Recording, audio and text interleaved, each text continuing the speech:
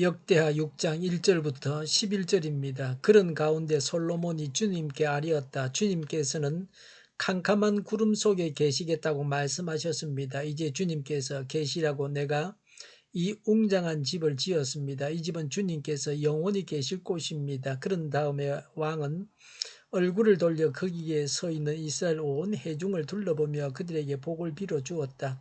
그는 말하였다. 주 이스라엘의 하나님을 찬양하십시오. 주님께서는 내 아버지 다윗에게 친히 말씀하신 것을 모두 그대로 이루어 주셨습니다. 주님께서 말씀하시기를 내가 내 백성을 이집트 땅에서 이끌어낸 날부터 오늘에 이르기까지 내가 내 이름을 기릴 집을 지으려고 이스라엘 어느 지파에서 어느 성읍을 택한 일이 없다. 또 내 백성 이스라엘을 다스릴 영도자를 삼으려고 어느 누구도 택한 바가 없다. 그러나 이제는 내 이름을 둘 곳으로 예루살렘을 택하였고 내 백성 이스라엘을 다스릴 사람으로 다윗을 택하였다 하셨습니다. 내 아버지 다윗께서는 주 이스라엘의 하나님의 이름을 기릴 성전을 지으려고 생각하셨으나 주님께서 내 아버지 다윗에게 이르시기를 내가 내 이름을 기릴 성전을 지으려는 마음을 품은 것은 아주 좋은 일이다. 그런데 그 집을 지을 사람은 내가 아니다. 내 몸에서 태어날 내 아들이 내 이름을 기릴 성전을 지을 것이다 하셨습니다. 주님께서 말씀하신 대로 아버지 다윗의 뒤를 이어서 이렇게 내가 이스라엘의 왕위를 이었으며 주 이스라엘의 하나님의 이름을 기릴 성전을 지었으니 주님께서는 이제 그 약속을 이루셨습니다.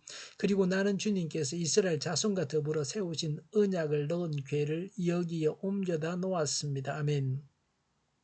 솔로몬의 성전 봉헌사입니다. 임재하신 하나님께 감사하고 찬양하고 있습니다. 성전은 하나님의 임재의 상징적 처소입니다. 5절에 내 이름을 기릴 집이라고 했습니다. 이름은 전인격과 본질 자체입니다. 하나님의 이름은 하나님 자체입니다. 하나님의 이름을 둔다는 것은 하나님의 임재를 의미합니다. 성전이 하나님의 거룩한 임재의 처소가 된다는 것입니다. 1절에 솔로몬이 아뢰었다. 주님께서는 캄캄한 구름 속에 계시겠다고 말씀하셨습니다. 라고 했습니다. 캄캄한 구름은 빽빽한 구름입니다. 하나님께서 자신을 계시하시지 않으시고 감추셨다는 말입니다.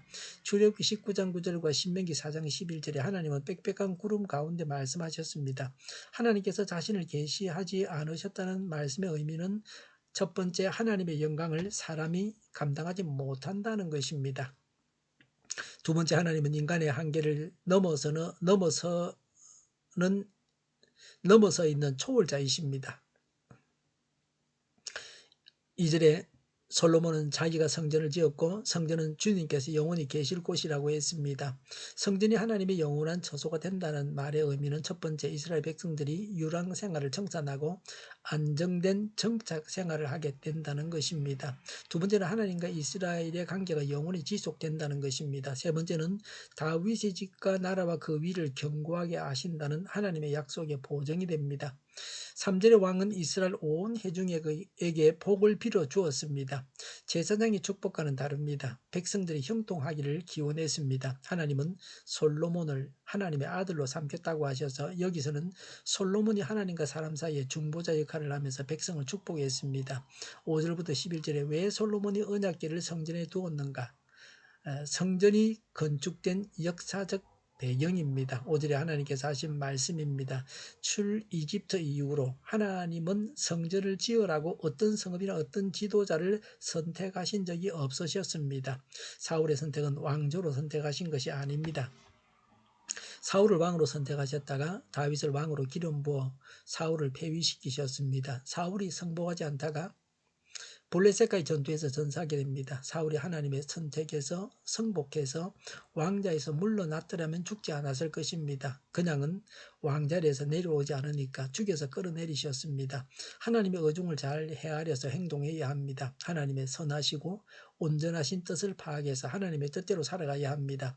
6절에 예루살렘을 성전 세울 곳으로 택하시고 다윗을 왕으로 세우셨습니다.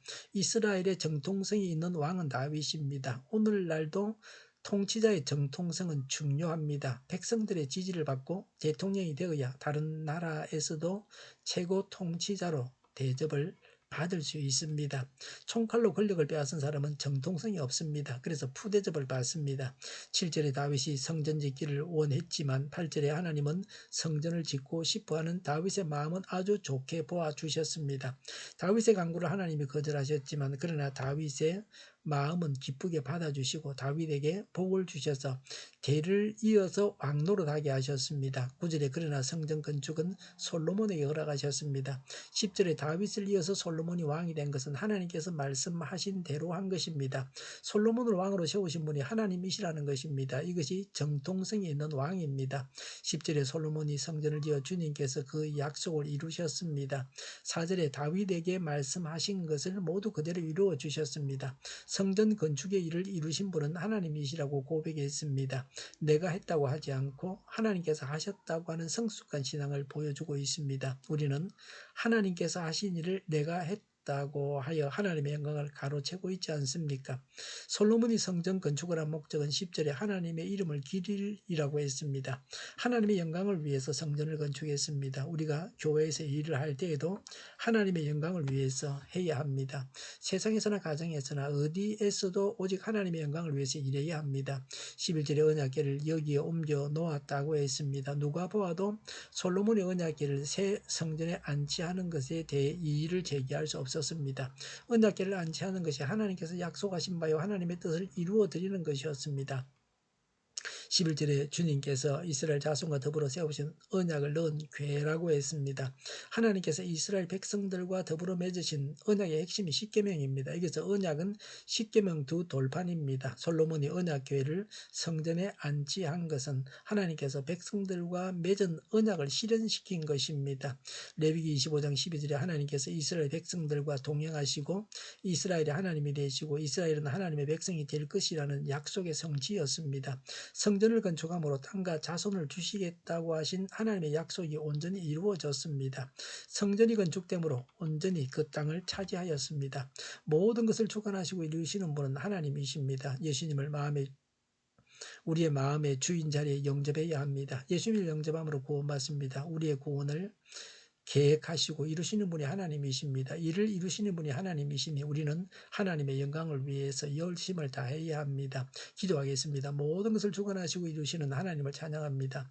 예수님을 믿어 구원받고 하나님의 영광을 위해서 살게 하여 주시옵소서. 오늘보다 내일이 더 낫게 하여 주시옵소서. 교회가 분열되지 않고 하나가 되게 하여 주시옵소서. 모든 언론이 제 역할을 다하게 하여 주시옵소서. 정의가 강물처럼 흘러가게 하여 주시옵소서. 코로나19가 물러가고 백신과 치료제가 나오고 갇힌 세간이 끝나게 하여 주시옵소서. 수도권과 부산의 한자 복종을 막아주시옵소서. 우리 동일교회가 만군을 집하게 하여 주시옵소서. 예수 이름으로 명하노니 모든 병만은 물러가고 몸의 모든 부분으로 온전하게 될지어다. 신유의 기적을 베푸셔서 지금도 저희의 질병을 고쳐주시옵소서. 교회와 나라를 고치시고 온전케 하시며 잘못된 것을 제거해서 하나님 보시기 아름답게 하여 주시옵소서. 코로나19로 신음하는 모든 자들을 고쳐주시옵소서. 저희와 교회와 나라의 민족을 불쌍히 여겨 주시옵소서. 하나님께서 기뻐하시는 나라가 되게 하여 주시옵소서. 늘 맑은 공기를 마실 수 있게 하여 주시옵소서. 공부하는 학생들이 지혜를 더하셔서 앞서가게 하시며 하나님의 지혜로